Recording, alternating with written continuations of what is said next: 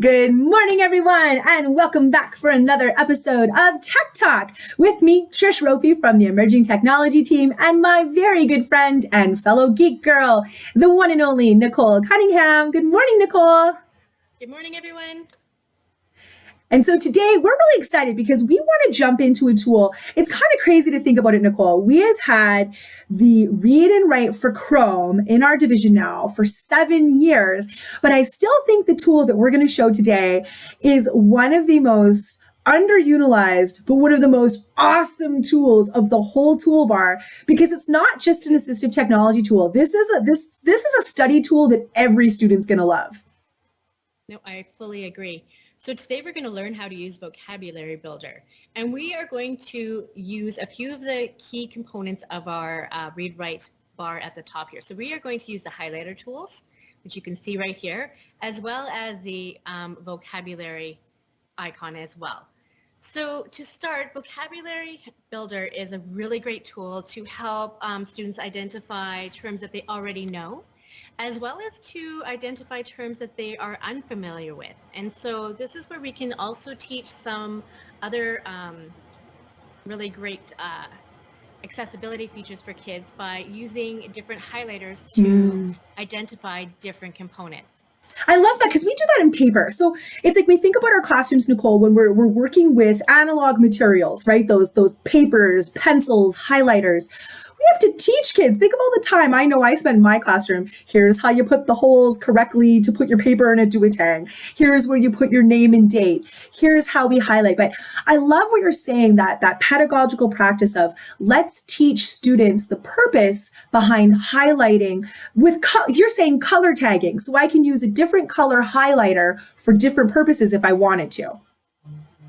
Absolutely. So I could, for example, as I'm starting to read this little blurb of information about the Earth, I know what the Earth is. So if I want to choose the highlighter color yellow for any of the words that I find that are very familiar, that are easy for me to know, then I would, but I still want to gain a little bit more information on, then I'm going to select and I'm going to highlight them in yellow. Now, maybe for unfamiliar words, I am going to choose to do them in blue. So let's go through this. So Earth is the third planet from the sun and the only object in the universe known to harbor life. According to the radiometric dating, radiometric, I'm not quite sure what that word is. So I'm going to highlight it by double clicking, and then I'm going to select the blue because I'm going to use this color to highlight the words that are unfamiliar to me. Oh, I love this. As I continue reading through, gravity, I'm familiar with gravity. So I'm going to double click and then highlight it yellow. And then of course, as I continue, I'm just kind of going through this, and axis. I'm not sure what an axis is. So I'm going to highlight this one in blue as well. And so ultimately color doesn't matter when we're doing this. In order for read and write to function for the vocab builder, you simply need to highlight the words one at a time. If you do have a list of vocabulary that you're giving your students, there either needs to be a line in between each word or a space in between each word, and you still have to highlight them individually for it to work. And note too that you don't want them going through a paragraph and highlighting 15 different words. Right. So maybe also give them a number to help really tailor in and focus in on a few keywords for themselves. All right, so we've got some highlighting. We've got some words we know. We've got words we want a little bit, more information.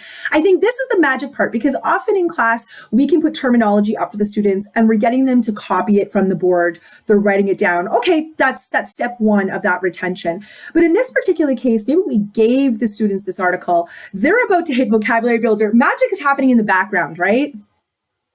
Beautiful. And so it's going to ask you for permission the first time. If you haven't used this, don't let your students be concerned. It's saying, yes, go ahead. You're allowed to use this tool. It's allowed to access your Google Drive so that it can make this particular document. And look at this. Wow. That's amazing. And so each word is actually given the word, a definition, as well as a picto image to be able to go along with it. That's really great. One of the strategies I like to use, Nicole, is instead of having students say copy down the correct definition, I love for them to now use this time to go through where it says meaning and actually remove the definitions that don't make sense, that don't actually match that vocabulary for what it is that we're trying to do. So it's like, yeah, they can start to go through and they can connect with other students and say, what makes sense? What should I remove? What shouldn't go here? I think that's so fantastic. But my favorite column of this list is the notes, because that's where we can actually make our own meaning. And there's two tools I love in here, Nicole, that's going to let us do that. The first one is the Explore tool. You can find that in the bottom right-hand corner. It looks like a little star or like a little curtain opening. You can also find it in your tools menu. It'll say Explore. But what you can do is it will actually scan your document and already kind of find some things you might be interested in. Or you can search. So we could search for the word Earth. And what will happen is it's going to scan the web, images, as well as your own Google Drive and find anything to do with that terminology. And so I love to take kids to that images section and say, let's pull over a contextual image, just drag it. It's right here in your chart. Google Docs doesn't let your chart get wrecked. But now I even have some more place to make meaning. Like you could activate your voice typing and you could tell me what you think about the Earth or what you know about Earth. And so permissions there. And so it's listening to me. This is Nicole's computer and it's listening to me already talking on here, period. The Earth is where I live and we all need to do our part in order for it to survive another billion years, period. This is super fantastic. You can use the built-in tools with voice typing. And of course, don't forget talk and type that's available right there in the toolbar as well. I love it. So I love Vocab Builder. I think this is one of those things that's a game changer for our students who have needs. But I think this is an amazing study tool for any student inside of our classroom. Hey, Nicole? Absolutely. I really liked your piece where you said, read through all the different definitions that come with it. So all the different meanings that it has, and then take the ones out that don't apply to how it's being used in context with the document that you were originally reading. So if we're talking about Earth here, then if you saw earlier, I removed that one section because it really didn't apply to that type of information. But I do also really love this where you can pull other images in, or you can go to websites and add some additional information. Yeah, you can drag that right over. Even that you can drag into your chart and it will now put it right in there, and it'll even add a citation to the bottom of your document that you've put that in there, and it will include it as well. So what's really fantastic is anyone can use this. I would say it's free. It's not free. The division pays for a license for every single staff and student in ECSD because we do believe it's an educational technology tool, not just assistive technology.